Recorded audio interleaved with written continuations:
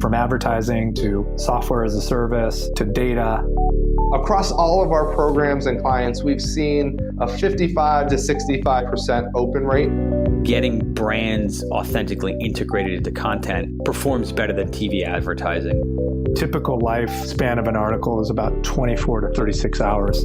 If we're reaching out to the right person with the right message and a clear call to action, then it's just a matter of timing.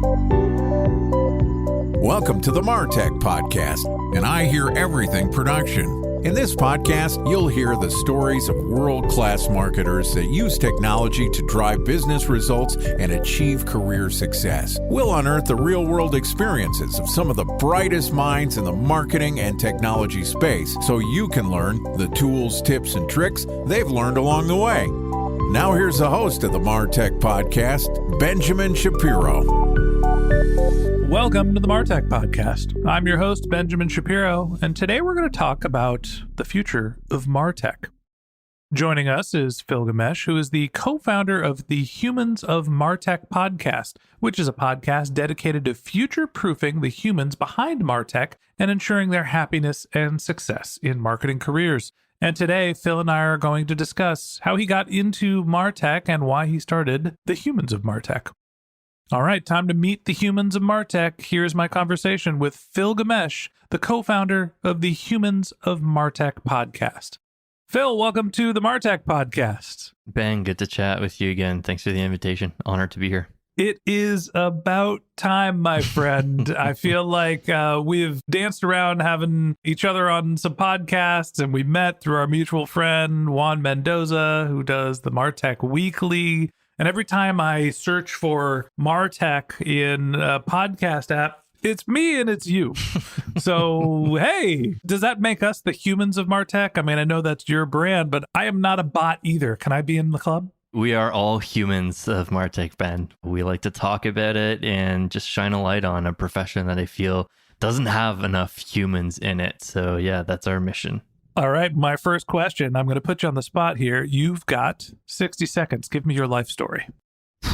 Life story, 60 seconds. I've been in startup marketing for most of my career. I'm based in Ottawa in Canada. So I started working for startups locally in Ottawa and then graduated to working remotely for US-based startups. So I had a stint with Close, the bootstrap CRM company. So ran marketing operations for that team.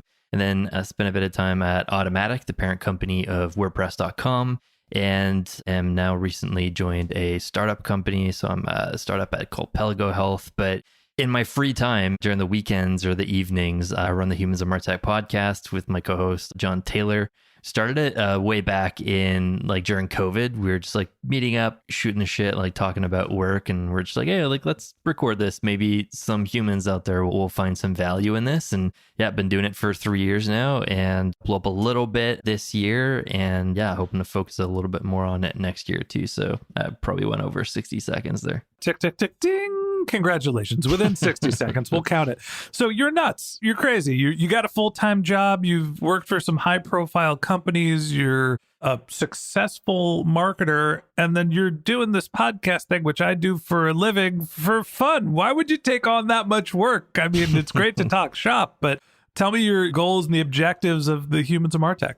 I always had a bit of freelance aspirations on the side, moonlight a little bit, growth advisory, helping out local startups, friends that have businesses. And I always saw at some point in the future, I don't know how long it is, but potentially going into freelancing or kind of fractional growth or MarTech type roles. And the podcast was always just a potential avenue of having something out there, a body of work that is proof that I'm not just talking fluff and I know a little bit what I specialize in and stuff like that. So that's part of the reason behind it. But honestly, I initially just started it to be able to get my name associated with my co-host. He's the person that hired me at Clipfolio, my first real big tech job. Learned a ton from him. And yeah, he's a close friend and mentor. So that's how it kind of started. But yeah, in terms of how, why do I do it on this side on top of having a full-time gig? I love what I do. I'm super passionate about continuing to learn. Just growth mindset has always been something embedded within me. And I think that the podcast is a great way of learning. On top of building relationships with folks, I just learn a ton of stuff. And selfishly, like I will ask questions to guests about problems that I'm having at my current gig, email deliverability or composable versus packaged CDPs. Like I went deep down those rabbit holes with guests on the show, and they've helped me in my day-to-day job. And hopefully along the way, they've helped listeners as well. Yeah, I appreciate the altruism and also the selfishness. Not to say that you are selfish, but I have the same approach in the sense of I came at it from a different perspective. I guess I was running a consulting practice and wanted to meet people that I thought would be potential leads, or figured I'd build an audience that would hire me as a consultant. And I ended up getting so much more value out of having the conversations and building my network and just learning from other marketers. I became a better marketer, and that's what led people to hire me. And eventually I focused on building a media business instead of staying in consulting. So I kind of went the opposite direction that you have, where the podcast became a business as opposed to led me into a different business. Tell me a little bit about what you've learned. You've been doing the Humans of MarTech for years now, since COVID. What year is it? It's been at least 3 years now. Yeah, 3 years. And you guys are doing a weekly show, is it? Yeah, weekly, every Tuesday. All right. Every Tuesday, you're pumping out content. You've got a great co-host who was somebody that hired you before. I know that you've had other guests on the show as well. What are some of the things that you've learned from having all the conversations, 150 interviews or published pieces of content over 3 years? What'd you take from it? Tons of takes, honestly. We pride ourselves on like trying to have a short takeaway version of the podcast for folks that don't have time to listen to a 40-minute episode. Like we don't do the bite-sized stuff that you do. We should potentially consider doing that. I remember talking about that with Juan when we were both on his show.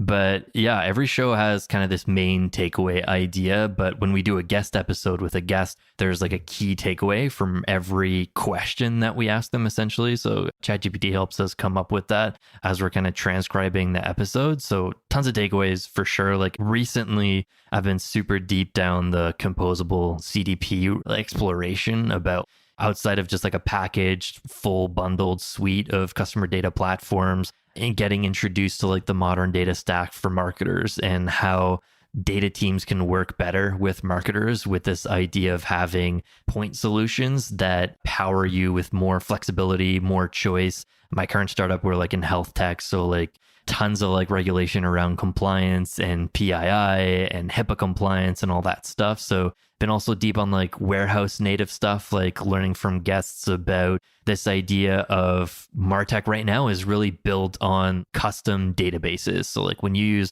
a Marketo or an Iterable, they pay you based on how many users you have in their database. Like it's usage-based pricing. The future of MarTech and what a lot of folks that I've had on this show agree is this idea of most companies now use the warehouse as your central source of truth. In the past, it was Salesforce or your CRM or something else, or your marketing automation tool for a lot of companies. In the future, and for a lot of companies already today, it is the warehouse, like Redshift, Snowflake, BigQuery, whatever it is. And in the future, I think a lot of MarTech tools are going to be living on top of that warehouse and won't be charging you based on how many users you have in the copied version of the database that they create for you when you get set up. They just connect natively to your warehouse to sit on top of it. And you're basically paying for compute charges. So being able to like query the stuff that you already have in your database, that means like working closely with your data team and stuff like that. But been down on a bunch of more technical topics, but a question we ask all of our guests is how do they remain happy and successful about balancing their home life and their work life? And that's the part that I feel I get the most value out of. Like everyone is honest in saying that they don't have like a secret to figuring out how to balance their work life and their family life, but they still come up with some good tactics like prioritization and saying no to stuff and really figuring out what your North Star is for your personal career, but also your home life. So yeah, a bunch of stuff. I want to go back into the data warehouse before we get into the personal stuff. And I absolutely want to have that conversation too. It seems like based on what I've learned and heard similar things in terms of the shift of marketers, we have migrated from a decade ago, escaping the sort of Mad Men era of marketing where we were brand marketers and highly creative to being more technical and more data driven. And now we're getting to the part where we are essentially part of the data team. getting down to the data warehouse and building that infrastructure in marketing. So as you see the role of marketers changing, and this kind of gets into, the work-life balance question that you raised before, what are the skills that marketers need to focus on as we become more of a technical practice as opposed to a creative practice? Yeah, I think there's still room for the creative side of marketing for sure. Like in bigger companies, you're still going to have your brand team that is going to focus on the image, that are going to be a bit more top funnel, focusing on like awareness and maybe jumping and doing like sponsorship on podcasts and stuff like that. The creative side of advertising and like how do we open up that top of the funnel? I don't think that's going away. But yeah, I think that on the growth side of marketing, traditionally like performance marketing is evolving more into like a full funnel approach to once you do have awareness at the top of the funnel and you're starting to generate leads or free trials and then people going into your product or chatting with sales or whatever, like activating those people, onboarding them, getting them set up in the product. That's a bit more on the growth side, and they're combining a bit more data and the top of the funnel, like creative side of things. And I agree that a lot of marketers are starting to morph a bit more with the data teams. And that's where like the marketing ops team comes in, rev ops a little bit, like depending how your team kind of has it set up. But yeah, it's funny you mentioned that because I feel like when I started in startups in marketing like 12, 13 years ago, there wasn't a data team. The engineers that were the closest to your data engineering profile, they were working on the product. They were product engineers, back-end folks, like maybe they were working a bit on data and they were called like DevOps, or maybe like they were on like an IT team or IS. So now the data team is owning pieces of your traditional like marketing operations side of things, where part of that gig was just like seeing the value of marketing, like reporting on marketing campaigns. And I feel like the data team is taking over pieces of that and not kind of like absorbing marketing ops, but it's an opportunity for marketers to work closer. And instead of reporting out of your marketing automation platform, it's getting closer with understanding ETL and like how data is moving across your company into the warehouse and what BI tool is sitting on top of that warehouse. So I feel like it's evolving, but I wouldn't say that the creative side of marketing is never fully going to die. But with the advent of AI, this idea of understanding your data, how it's structured, the different models, that's only going to become more important because it is the key to unlocking any AI insights. It's all about your data and how clean it is. Yeah, I do feel like as marketing becomes increasingly technologically advanced and data-driven, there has been this trend for marketers to gravitate away from the soft skills of marketing. The focus on people, the understanding of the customer, the sort of creative pursuit, and what actually creates great marketing is right message, right place, right person, right time. And if you don't have an understanding of the fundamental person, it's hard to figure out whether it is the right message. Like there are some human components to marketing. There is some creative aspects, and marketing has become such a broad function within a business where it is technology leaders are marketers and data scientists are marketers. And oh, by the way, the creatives are also marketers as well. And to be a well-rounded marketer, you kind of have to know a little bit of everything, which can blow your mind. So as we get into the part of the conversation of like, how do you get through all of this? I got to understand the structure of my data warehouse and how to build the connection points from the data warehouse to the 70-something umpteenth MarTech tool that is used as a point solution to feed it all back into my marketing automation to hopefully have the right creative to get it to the right person at the right place, right time. It can make your head spin. Definitely, especially for early stage marketers. But I think like I'm still a big fan of the T-shaped marketer. We had an episode on that and kind of flipped it a little bit and think of it more as like a constellation of options for marketers today when they get started in their careers. And there's still like this base foundational layer that folks need to kind of grapple when they start in marketing, whether, you know, they're in tech or they're in like other industries. It all comes down to understanding your customer, like what is good copywriting, the foundationals of data, like jumping into a bit of SQL.